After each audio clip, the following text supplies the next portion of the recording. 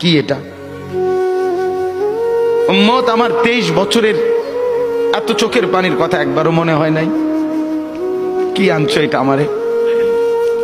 উম্মত তুমি জানো না আমি যে তায়েফের পাথরের আঘাতে পুরা পিঠ চালনির মতো ঝাঁঝরা বানায় ফেলছে আমার?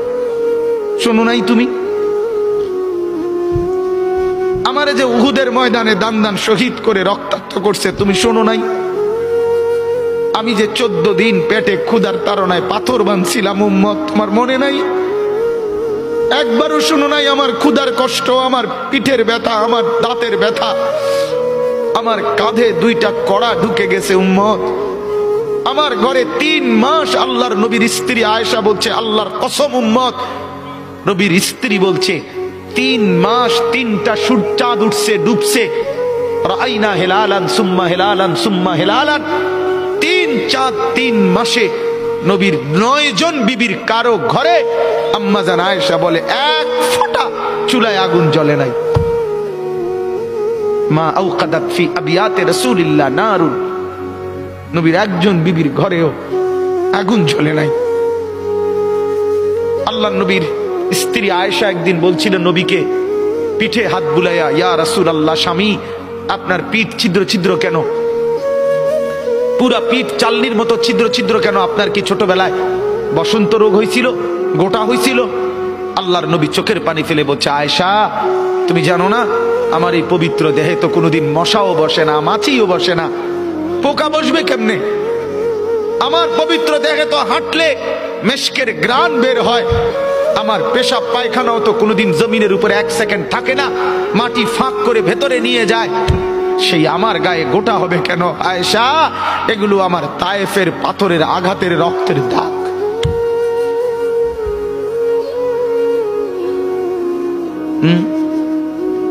বলো না বাপ, কিছুই মনে হইল না? এভাবে ভুলে গেলেন? ভুলে গেলেন রাসূলুল্লাহ সাল্লাল্লাহু আলাইহি সাল্লামকে একবারও মনে হলো না? আল্লাহকে ভালোবাসেন, নবীকে ভালোবাসেন, আখিরাত চিনেন? এই বাপ, আমি আপনাদের সন্তান, আমার বাবা আপনাদের মহল্লায় 43 বছর এই বড় মসজিদের ইমাম ছিলেন, 1 দিন 2 দিন না। আমি এই মাটিতে বড় হওয়া ছেলে, এই প্রাইমারি স্কুলের ছেলে, এখানেই বড় হয়েছি। এরা সব আমার আপনজন। আমি আমার আপনজনদেরকেই শক্ত করে বললাম, আমি যদি কারো ভাতিজা হই আপনি আমার চাচা, আমি চাই আমার চাচা যেন হয় জান্নাতি। আমি যদি কারো নাতি হই আপনি আমার দাদা, আমি চাই আমার দাদা যেন হয় জান্নাতি। আমি যদি কারো ভাই হই বন্ধু, তো আমি চাই ভাই 2 ভাই মিলে একসাথে হই জান্নাতি। আল্লাহ তোমাকেও তৌফিক দেন, আমাকেও তৌফিক দেন। দোয়া করি বাপ, দোয়াও চাই। জিন্দগি বদলান যুবক, জিন্দগি বদলাও।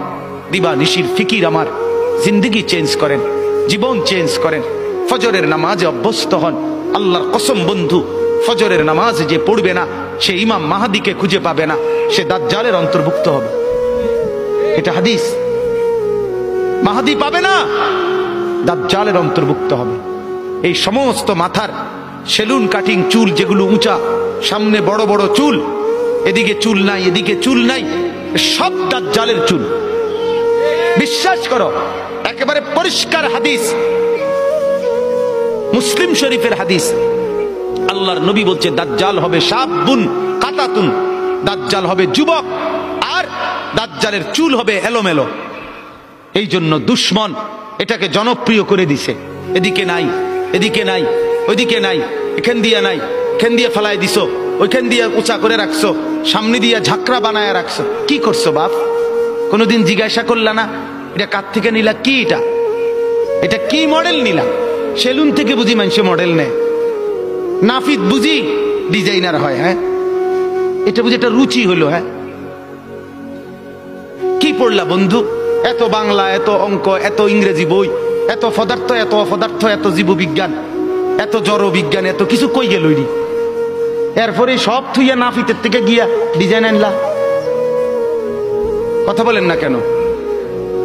নাফিত থেকে কেন ডিজাইন আনলেন? নাফিত কেন সাজাই দিবে মুসলমানকে? মুসলমানকে সাজাবে তো রাসূলুল্লাহ সাল্লাল্লাহু আলাইহি ওয়াসাল্লাম। এক সাহাবী বলছেন নবী কেমন ছিল জানো? যার সারা অঙ্গ একসাথে দেখলে সবচেয়ে সুন্দর, প্রতি অঙ্গ আলাদা আলাদা দেখলেও সবচেয়ে সুন্দর। আরেকজনকে বলছে আপনি বলেন তো, আরেক সাহাবী বলছে আমি বলি যে নবী ছিলেন এমন যাকে একবার দেখলে আবার দেখতে মন চায়, দ্বিতীয়বার দেখলে প্রথমবারের চাইতে আরো সুন্দর মনে হয়, যত তারে দেখি তত সুন্দরই লাগে। তিনি ছিলেন এমন। আল্লাহ তাআলা মেরাজে, এই যে এই মাস, 7 আসমানের উপরে আরশে আজিমে আল্লাহ তাআলা নবীকে নিয়ে গেলেন। যখন আরশের উপরে আল্লাহ তাআলা রাসূল সাল্লাল্লাহু আলাইহি সাল্লামকে দাঁড় করাইলেন, এইবার আল্লাহ বললেন বন্ধু কোনানে আনছি জানেন? আপনি জানেন কোথায় আনছি আপনারে?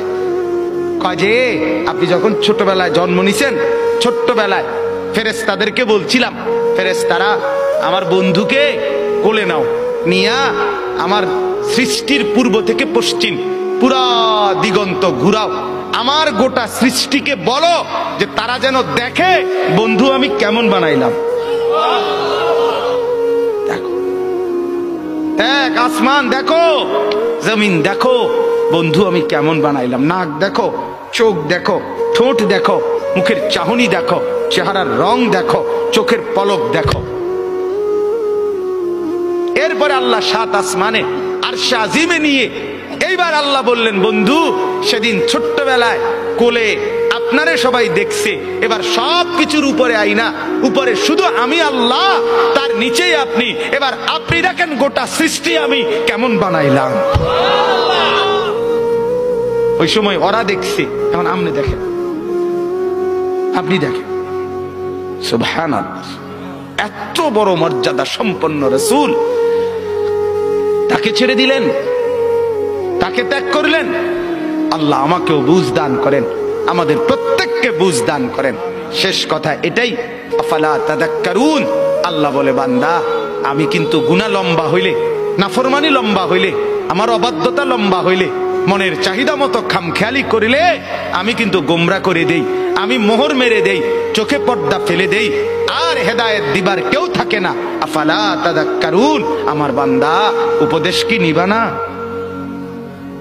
উপদেশ গ্রহণ করবা না? তবুও তো বলেন আল্লাহকে, আল্লাহ আমরা উপদেশ নিলাম, আমরা আপনার নাফরমানি করব না, আপনার রাসূলের অবাধ্যতা করব না। যুবক ভাইয়া নামাজ পড়ে, নামাজ পড়ে, 5 ওয়াক্ত নামাজ পড়ে, অশ্লীলতা উলঙ্গপনা থেকে, বেহায়াপনা থেকে ছুটেন, নারীর ফাঁদে পড়বেন না, নারীর পিছনে পড়বেন না, অনর্থক কোনো মেয়ের প্রেমে পড়বেন না। আল্লাহ তাআলাই হালাল ভাবে একজন উত্তম স্ত্রী আল্লাহ মিলাই দেবে ইনশাআল্লাহ। এটা কোরআন, এটা আল্লাহর ওয়াদা। বান্দা আমি তোকে বানিয়েছি,